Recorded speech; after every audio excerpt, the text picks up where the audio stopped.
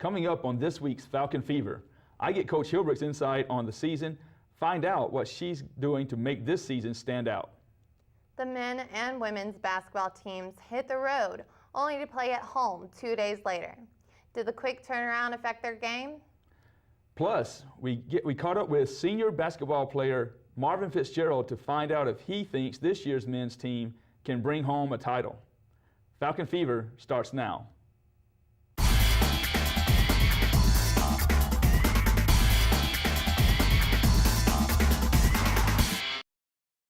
Hello and welcome to this edition of Falcon Fever. I'm Dan Cook. And I'm Lauren Altaffer. Thanks for joining us. First up today is men's basketball. The Falcons had a busy week as they defeated both Columbus State and Armstrong Atlantic. The victories pushed the team's current winning streak to 5 games. The Falcons hit the road on January 24th to take on Columbus State. They opened up the game with an 18-0 run. Sophomore Troran Brown led the team with 20 points and 5 assists. Senior Jonas Brown returned after sitting out the last 3 games with an injury, chipping in 8 points for the Falcons. Columbus State managed to cut the Falcons' lead 69-64 with a minute and 32 seconds left in the game. But Troran Brown made 4 out of 4 free throws in the final minute and 30 seconds to secure the 11-point victory for Montevallo, making the final score 75-64. The Falcons then returned to the Bank Trust Arena on January 26th to battle Armstrong Atlantic. Montevallo got off to another fast start with a 3-pointer by senior Danny Cummins in the first half, capping a 37-17 run to open the game. Troran Brown led the Falcons again with 27 points. He posted his 3rd double-double of the season. The Falcons won 92-79. We caught up with the senior standout Marvin Fitzgerald on what he thinks about this year's team.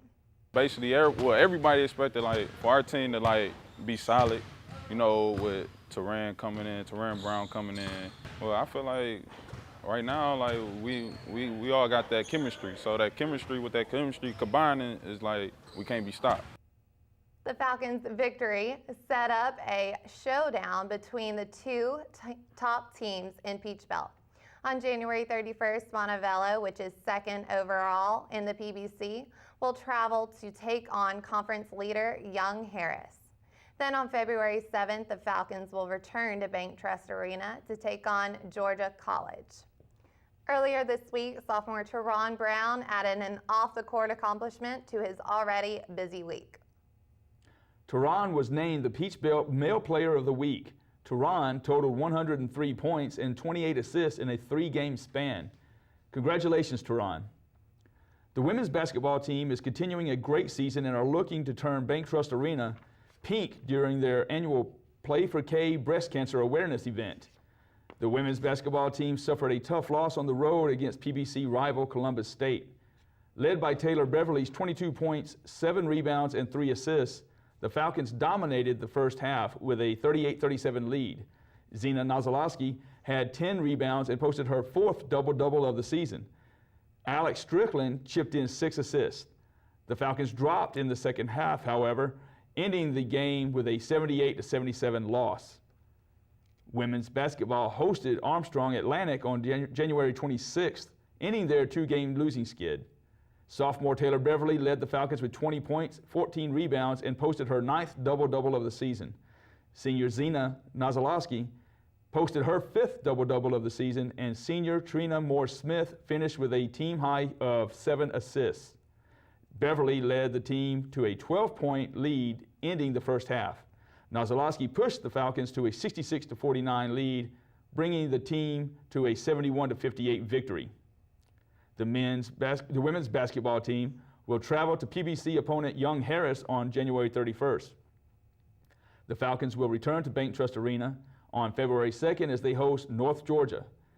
The team will honor breast cancer survivors as part of their Play for K event and will recognize the program's alumni as part of the 40th anniversary celebration. The women's basketball team is having a great season so far, and Coach Hilbrich has the team eyeing postseason play. I'm here at Bank Trust Arena where Coach Hilbrich has the women's basketball team poised to make a run to the playoffs this postseason. Before the season started, we decided that our total win goal was 17 wins. And that might be a stretch. Some people might look at it and might think it's a stretch, but we knew that we could do it. Right now we are 12-8, I believe. We have 9 regular season games left, so that 17 win mark is very much within our reach. We fully anticipate going to the Peach Belt Conference tournament, and that'll help us, add on to the win total once we hit 17. We had a couple games this last week that we struggled with. I think January is a tough time for everybody. We had a very tough travel schedule. We actually had 4 road games in a row before we were able to come back home. And then that week we had 3 games in 1 week. And it's just been a tough time where we haven't been able to get into a routine of practice and then going back to class. I feel like we're kind of on the downward slope of that, not necessarily having an easy schedule, but having a less demanding travel schedule, just as far as the balance between the road games and being at home. So hopefully, again, we'll get to our 17 win mark. Last year we were 11-16 overall, and this year we already have 12 wins, so we've already improved with that. We are 8-4, I think, in conference, and with the 8 wins, we have tied the most Peach Belt wins since Montevallo has been in the Peach Belt. So, we're hoping to have more than 8 at the end of the year, and so that'll be another record that we've set. For Falcon Fever, I'm Dan Cook.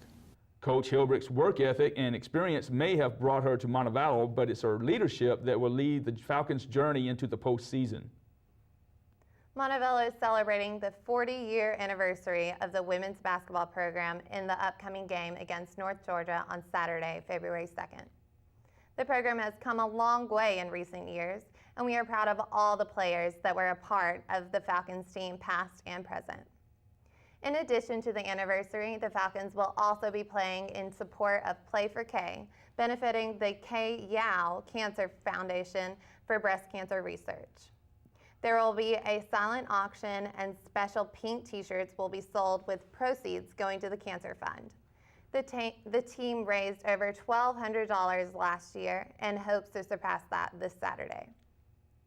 Baseball season is here again, and the UM team is ready to take the diamond, led by all conference selections Austin Dubberly and Will Fulmer. The first pitch of the season is this Friday with a 3-game series at St. Leo.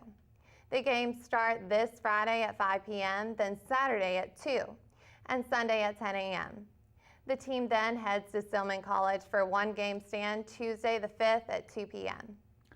This brings us to our Falcon Fever Fan of the Week. This week's featured fan is Trent Pickle. Trent is a student and mass comm major here at the University of Montevallo, where he does a bit of everything. He was even kind enough to make sure I knew classes were canceled till 12 today. Thanks, Trent, for your support. And if you would like to suggest a fan of the week for next week's show, let us know. Remember, you can get more Falcon Fever on YouTube and through social media. You can watch current and past episodes of Falcon Fever on the MassCom YouTube channel. Just search for Montevallo for you. And be sure to add us as a friend on Facebook. There you'll find links to sports stories throughout the week and live updates from the games. You can also leave a comment, talk about recent games, or give a shout out to your favorite UM athlete. You can also follow us on Twitter. Just search for Falcon Fever. And if you do leave us a comment on Facebook or Twitter, we might feature it on next week's show. And last but not least, you can get extended sports coverage on MontevalloFalcons.com. There you can also find team rosters, live stats, pictures, and more. Well, that's all the time we have for this week's show. Be sure to tune in again next week. We'll see you then.